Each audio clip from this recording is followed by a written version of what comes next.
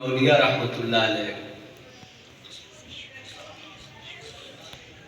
جو ہمارے سلسلہ چشتیہ کے بہت بڑے بزرگ ہیں، تاجدار چشت حضرت بابا فرید الدین گنج شکر رحمۃ اللہ علیہ کے خلیفہ مجاز ہیں۔ حضرت کے سامنے کسی نے ایک واقعہ سنا،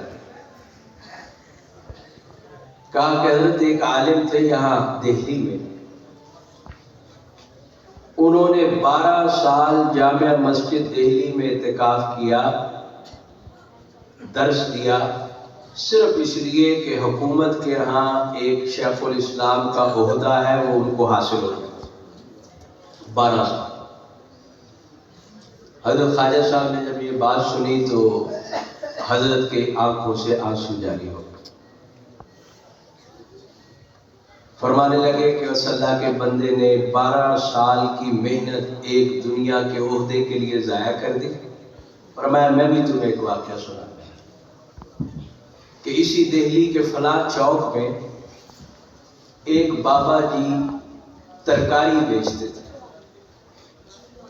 بوڑھے ہو گئے تھے، کوئی ان کو کھوٹے پیسے لا کے دیتا اس کو بھی ترکاری پوری دیتے تھے، جو کھڑے لا کے دیتا اس کو بھی ترکاری پوری دیتے۔ لوگوں میں مشہور ہو گیا کہ بابا جی کی عمر زیادہ ہو گئی ہے، اب ان کو پتہ نہیں چلتا، تو سب کھوٹے سکے وہاں چلانے لگ گئے۔ بابا جی پیسے لیتے چیتے ہیں۔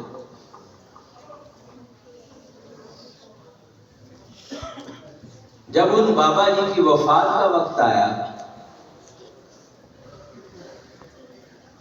تو وہ اللہ سے کہنے لگے، اللہ پاک آپ جانتے ہیں کہ مجھے کھوٹے کھرے کی تمیز تھی، لیکن اللہ میں نے تیرے بندے سمجھ کے ان کے ساری زندگی کھوٹے قبول کیے، اب میں تیرے پاس آ رہا ہوں، میرے اعمال بھی سارے کھوٹے، جیسے میں نے تیرے بندوں کے قبول کر لیے تو بھی میرے قبول کر۔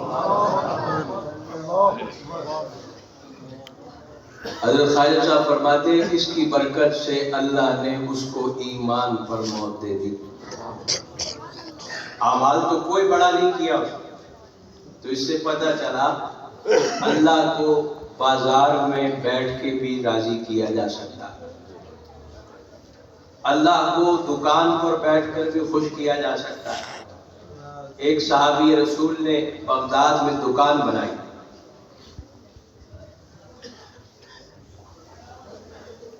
جب دکان بہت چلنے لگی تو اچانک دکان بند کر، کسی نے ان سے کہا کہ حضرت اب دکان کیوں بند کر؟ انہوں نے کہا کہ میں نے دکان اس لیے کھولی تھی کہ رسول اللہ صلی اللہ علیہ وسلم نے فرمایا تھا کہ جس نے کوئی چیز فروخت کی اور چیز خریدنے والا بغیر وجہ بتائے چیز واپس کرنے آ گیا، اور دکاندار نے بھی بغیر بحث کیے اس چیز کو رکھ لیا، رسول اللہ فرماتے ہیں میں اس کے بدلے اس کو جنت میں لے جانے کی ضمانت دیتا ہوں۔ تو وہ صحابی کہنے لگے جس دن سے میں نے کوئی دکان کھولی آج تک کوئی گاہک نہیں آیا تھا جو مجھے چیز واپس کرنے آئے، آج آیا، میں نے بحث کیے بغیر اس کے پیسے اس کو دیے، اور آج مجھے جنتی ہونے کا یقین ہو گیا، اب میں دکان بند کر رہا ہوں۔ یہ چھوٹے چھوٹے اعمال جن کو ہم یہ سمجھتے ہیں کہ یہ کچھ بھی نہیں۔ حضور فرماتے ہیں ایک آدمی جا رہا ہے رستے میں، اس نے دیکھا کہ کوئی تکلیف دہ چیز رستے میں پڑی ہے، اس نے اس کو اٹھا کے ایک طرف کر دیا۔ حدیث کے الفاظ ہیں شکر اللہ لہ وغفر لہ، اللہ اس کے اس عمل کی قدردانی فرماتے ہیں اور اس کی بخشش فرماتے ہیں۔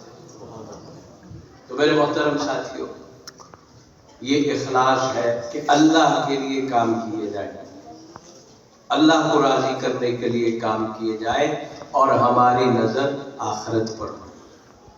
اللہ پاک سے دعا ہے اللہ ہم سب کو اخلاص کی دولت نصیب فرمائے، ہمارے معاشرے کی اصلاح فرمائے، ہمیں ایک دوسرے کے ساتھ معاملات کرتے ہوئے اللہ ہمدردی کی نصیب فرمائے۔ یہ جو کوشش ہوتی ہے کہ میں زیادہ رکھ لوں، یہ تھوڑا رکھ لے، مجھے فائدہ زیادہ ہو جائے، اس کو فائدہ کم ہو، یہ ایسے نہیں کرنا چاہیے۔ مومن ایسے نہیں کرتا۔ حضور فرماتے ہیں مومن وہ ہے جو اپنے لیے پسند کرتا ہے وہ دوسرے بھائی کے لیے بھی پسند کرتا ہے۔ اور جو لوگ ہمدردی، نرمی اور محبت کے ساتھ لوگوں سے معاملات کرتے ہیں، ایسے لوگوں کا خاتمہ بھی بہت اچھا ہوتا ہے۔ میں وہ مستری کا واقعہ عرض کر رہا تھا کہ مستری صاحب فوت ہو رہے تھے قصور،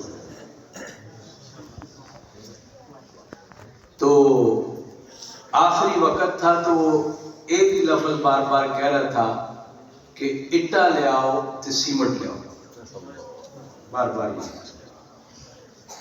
گھر والے بڑے پریشان، کوشش کی۔ حضور نے فرمایا جس کا آخری وقت آ جائے تو اس کو پہلے کلمے کی ترغیب دو، کلمے کی ترغیب۔ وہ ہر طرح سے کوشش کر چکے لیکن ان کی زبان پر اس کے علاوہ کچھ آ ہی نہیں رہا۔ اچانک مستری صاحب کا جو منشی تھا وہ گھر آیا۔ گھر والوں نے ان سے کہا کہ اب تو ساری زندگی اس کے ساتھ رہا ہے، یہ مر رہا ہے اور یہ لفظ بول رہا ہے۔ اس نے کہا کوئی مسئلہ نہیں، آپ پیچھے ہٹے۔ وہ قریب گیا اور کان میں جا کے کوئی بات کہی تو مستری صاحب اونچی آواز سے کہنے لگے، اچھا اگر کم ہو گیا تو پڑھو لا الہ الا اللہ محمد رسول اللہ۔ یہ کہاں رفوت ہو؟ گھر والوں نے پوچھا اس سے، منشی سے، کہ بھئی تم نے کیا کہا؟ اس نے کہا میں ان کے ساتھ کام کرتا ہوں، ان کی عادت یہ تھی کہ جب شام کو کام ختم ہوتا تھا تو مجھے پوچھتے تھے کہ کی صورتحال ہے؟ میں آگے سے کہتا تھا استاد جی کام ہو گیا، یہ آگے سے جواباً کہتے تھے اچھا ہو گیا تو پڑھو پھر لا الہ الا اللہ محمد رسول اللہ۔ تو میں نے کان میں آگے صرف اتنا ہی کہا کہ استاد جی کم ہو گیا۔ اس نے عادتاً آگے سے کہہ دیا اگر ہو گیا تو پڑھو لا الہ الا اللہ۔ ایک جملہ بولتا تھا زندگی میں، اللہ کو وہ پسند آ گیا اور اللہ نے مرتے ہوئے اس کی زبان پہ جاری کر۔ اسی لیے یہ پہلا کلمہ اور ذکر جیسے عرض کیا کہ کسی بھی نیت سے کیا جائے اس کی تاثیر ضرور ہوتی۔ اور دوسری بات، آخری بات عرض کر کے بات ختم کرتے ہیں،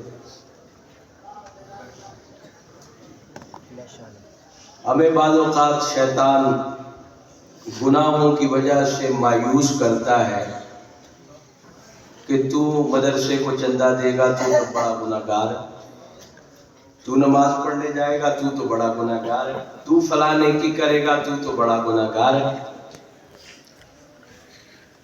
گناہ ہونے کے بعد شیطان دو حملے کرتا، ایک تو گناہ کرا دیتا، دوسرا پھر گناہ ہونے کے بعد اللہ سے مایوس کرتا، دور کرتا۔ حضرت موسیٰ علیہ السلام نے ایک دفعہ اللہ سے کہا اللہ پاک مجھے میری امت کا سب سے بدبخت انسان دکھائے۔ فرمایا کہ جاؤ شہر کے کونے پہ بیٹھ جاؤ، صبح کو جو پہلا شخص باہر نکلے گا وہ تیری امت کا سب سے بدبخت انسان۔ حضرت بیٹھ گئے، دیکھا کہ ایک آدمی اپنے بچے کو کندھے پہ اٹھائے باہر جا رہا۔ پھر فرمایا شام کو پھر فرمایا کہ اللہ پاک مجھے آج اپنی قوم کا خوش بخت انسان بھی دکھا دیں سب سے زیادہ۔ فرمایا وہیں بیٹھ جاؤ، وہیں بیٹھ گئے، دیکھا تو وہی شخص اپنے بچے کو کندھے پہ اٹھائے شہر میں داخل ہو۔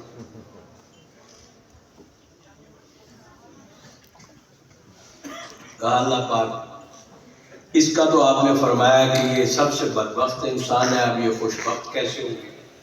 فرمایا کہ جب یہ باہر گیا کھیتوں میں کام کرنے کے لیے تو اس کا بیٹا چھوٹا ساتھ تھا، اس نے دیکھا کہ زمین اتنی بڑی ہے، کھیت اتنے بڑے بڑے، پہلی دفعہ دیکھی۔ اس نے اس سے پوچھا کہ ابا جان یہ زمین جتنی بڑی ہے اس سے بڑی بھی کوئی چیز ہے؟ اس نے کہا ہاں اس سے بڑے بڑے پہاڑ ہیں۔ کہا اس سے بھی بڑی کوئی چیز ہے؟ اس نے کہا اتنا بڑا سمندر ہے، آسمان ہے، یہ سمندر سے بھی بڑا ہے۔ پھر اس کے بچے نے پوچھا کہ ابا جان اس آسمان سے بھی بڑی کوئی چیز ہے؟ تو اس نے مایوس ہو کے کہا کہ اس سے بھی بڑے تیرے باپ کے گناہ ہیں، میں بہت گناہ گار انسان۔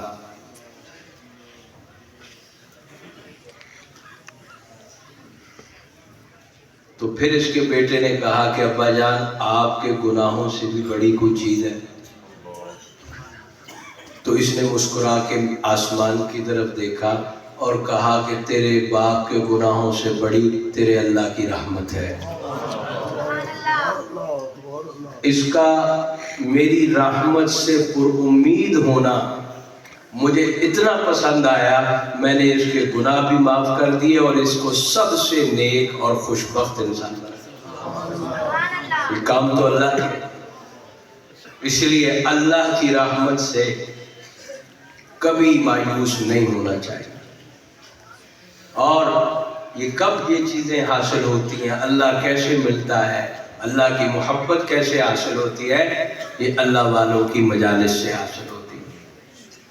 حضرت فرمایا کرتے ہیں وہ دولت جس کے پاس جو ہو حاصل وہیں سے ہو سکتی، کپڑے والی دکان سے کبھی مٹھائی نہیں ملتی اور مٹھائی والی دکان سے کبھی جوتے نہیں ملتے۔ اللہ کی محبت چاہیے، اللہ کا تعلق چاہیے تو وہ اللہ والوں کی خدمت سے حاصل ہوگا۔ اللہ ہم سب کو معاف فرمائے، ہم سب کو اپنی محبت معرفت نصیب فرمائے۔